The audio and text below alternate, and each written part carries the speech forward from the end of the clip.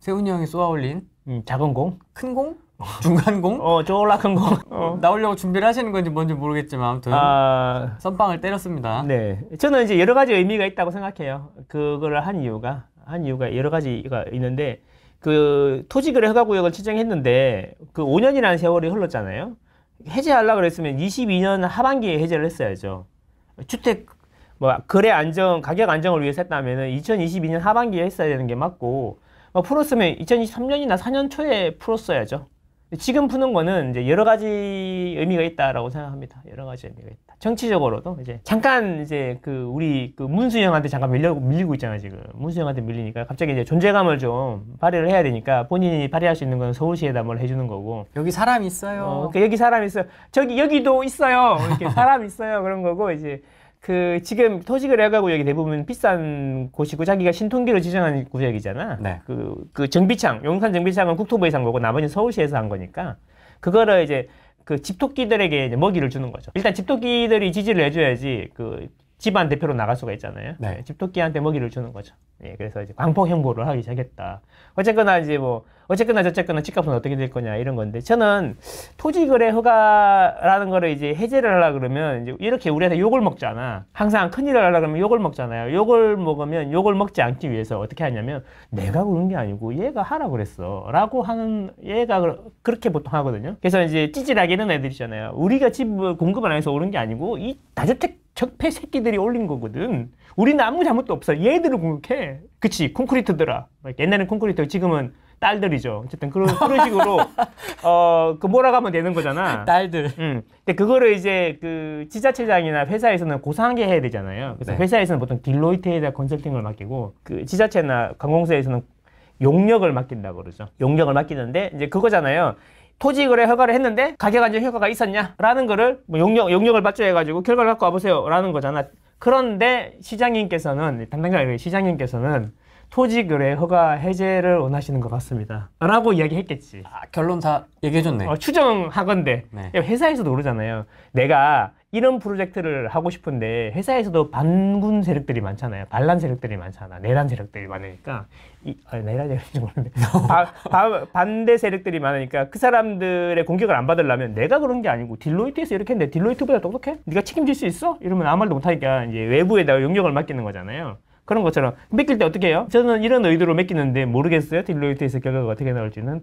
예, 고객님 알아서 잘 처리해드리겠습니다. 맞습니다. 예, 이런 거잖아요. 그렇죠. 그래서 이제 용역 결과가 나왔는데 한 2년은 효과가 있었고 그 이후부터는 효과가 없었어요. 이런 이야기잖아요. 근데 그거 분석한 게 대부분 아파트 가격을 분석하고 있더라라는 거죠. 그래서 효과가 없으니까 어차피 파크리어만 오르는 게 아니고 파크리어 오르니까 또 엘스도 오르고 리젠츠도 오르더라. 그래서 한 2년은 그래도 좀 파크리어는 좀 빨리 오르고 엘스 리젠츠는 좀 안 오르던데 그 이후부터는 다 같이 오르니까 그냥 푸는 게 낫겠다라고 결론을 낸 거죠. 그러면 이제 나는 이게 너무 억울한 거야. 아니 국민의 기본권인데 재산권을 행사하는 거를 막은 거잖아. 파는 사람도 막고 들어오고 싶은 사람도 막는 거잖아요. 이게 너무 어이가 없어.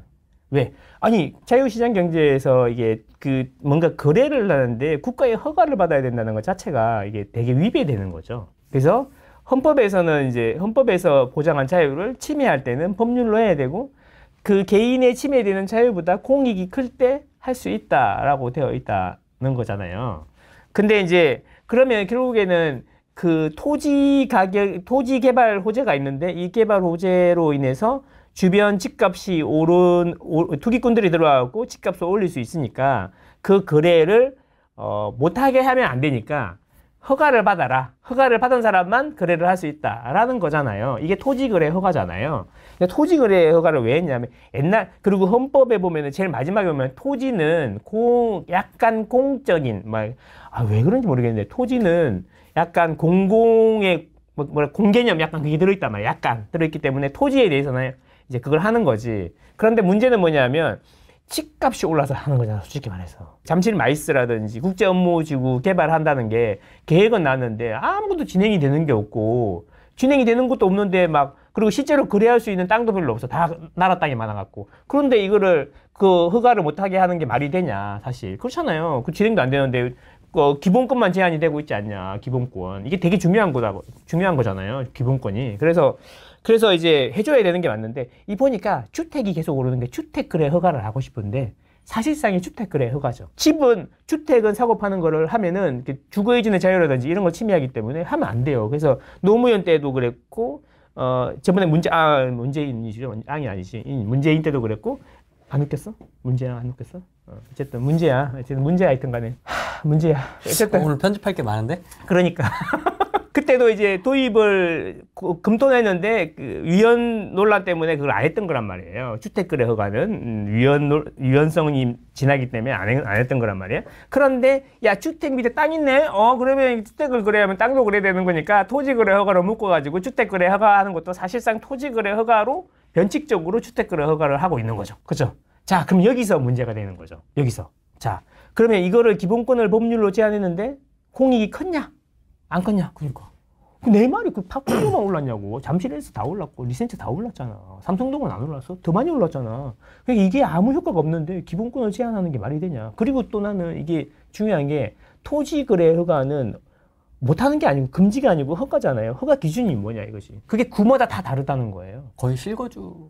그러니까 그 토지거래 허가의 기본은 실사용을 하냐 안 하냐거든요. 거의. 예. 실사용을 하냐 안 하냐. 실사용하는 사람한테는 허가를 해주게 돼 있고 실사용을 안 하는 사람한테는 허가를 안 해주는 거거든.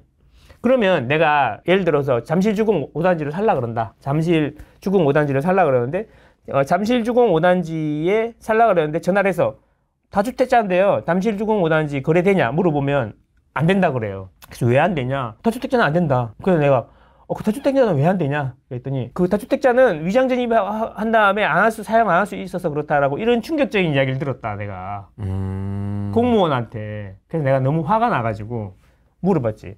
토지거래 허가를 하는 거지 주택거래 허가를 하는 게 아니지 않나요? 토지거래 허가는 실사용 목적이면 해주게 돼 있지 않습니까? 그러면 무주택이나 1주택이 갈아타기로 들어가서 실거주를 하면 실사용하는 거고 다주택자가 집이 많음에도 불구하고 그걸 사서 들어가서 실거주를 하면 실사용을 안 하는 거냐? 맞잖아. 라고 얘기를 하셨어요? 라고 얘기했죠. 그랬더니 자기가 약간 살짝 놀래더니 이제 하는 이야기가 우리는 규정이 그렇다. 몰랑. 몰랑. 우리는 규정이 그렇다. 그래서 내가 그랬지. 제가 공무원님을 어차피 실무자잖아. 이 사람이 무슨 그게 있겠니? 시키는 대로 하는 건데. 그쵸. 나무라는 게 아니라 저는 좀 억울해서 그렇다. 그리고 이렇게 잠실 쪽은 좀 빡센 것 같다라고 했더니 저희가 좀 빡셉니다. 하하하. 그리고 탁 끊더라 이거지. 그러니까 이게 그런 거잖아. 허가가 안 나는 건 아니에요. 전입하고 1년 내에 갖고 있던 모든 집을 다 팔아야 돼요. 자유로운 처분권의 제한을 받는 거잖아요. 그렇죠? 내가 처분 안 하고 싶은데 처분을 강제로 시키는 거잖아. 그래서 근데 문제는 뭐냐면 다른 구는 다르게 해석을 한다는 거예요.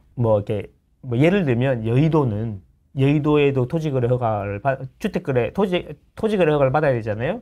3주택도 허가가 났다니까요. 자, 그러면 성동구는 또 달라요. 성동구는 또 달라. 성동구는 이제 뭐냐면 성동구는 실사용하는 경우에는 허가를 해줘요. 다주택자도. 자, 대신에 아파트는 안 되고 네가 주택임대사업자인 경우에는 허가를 해준다는 거죠. 주택임대사업자. 그러니까 내가 거기 안 살더라도 주택을 사가지고 주택임대사업자를 등록을 하면 사는 거를 허가를 해준다는 거죠. 실사용이니까. 사업 목적으로 사용하는 거잖아요. 그래서 이게 좀 성동구도 다르고 여의도는 아파트는 임대사업자 등록이 안 되잖아. 그래서 그 사업 목적으로 할 수 있는 게 아님에도 불구하고 다주택자는 실고자면 실사용하는 거니까 해주는 거고 취지에 맞춰서 하고 있는 거고 그렇게 해석이 돼요. 성동구 같은 경우에는 아파트는 안 되고 주택이 되긴 되는데 사업자를 내도 되는 거고 사업적으로 실사용을 하냐 안 하냐 대신에 서울 사는 사람이 임대사업자를 내야 돼요. 그럼 지방에서 임대사업자 내는 거랑 서울에서 임대사업자 내는 거랑 서울에서 임대사업자 내는 거면 실사용하는 거고 지방은 실사용 안 하는 거야? 그러니까 그것도 이게 잘 안 되는 게 한데 어쨌든 그렇다는 거죠. 그마다 해석이 다 다르다는 거죠. 심지어 강남 쪽은 실사용함에도 불구하고 다주택자라는 이유로 제한을 많이 둔다는 것 자체가 되게 기분이 나빴다는 거지. 근데 이제 이게 해제가 된 거잖아요. 대부분 해제가 된 거잖아요. 그래서 나는 이 부분에서 그냥 토지거래 허가를 빌미로 주택거래 허가를 하는 심각한 기본권 제한이 있음에도 불구하고 그걸 해제해줬다고 좋아하고 있는 게 아니라 당연한 거였지. 당연한 거. 나는 그렇게 생각한다는 거지. 맞지 않아요? 당신 집이 있는데 집을 팔아가지고 하려고 그러는데 사는 사람한테 사는 사람은 제한을 두면 잘 팔려요? 안 팔려요? 그렇죠. 안 팔려요. 당연히 10명한테 팔 수 있는 거하고 3명한테 팔 수 있는 건 다르잖아요.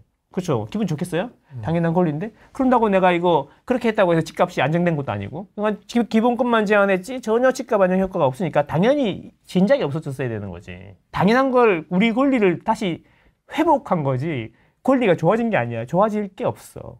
어쨌든 그렇다라는 거죠. 근데 이제 문제는 저는 그렇게 생각해요. 원래 오를 건데 뭐 토지거래 허가를 하더라도 오를 건데 그냥 이걸 풀어줌으로 해서 심리적으로 더 관심을 가지게 되고 일부 거래가 되면서 되게 높아지는 것처럼 언론이 호들갑을 떠는 거지. 원래 장삼대청, 아베 목성은 원래 좋은 동네라서 그냥 가만히 둬도 오르는 거다 이거지.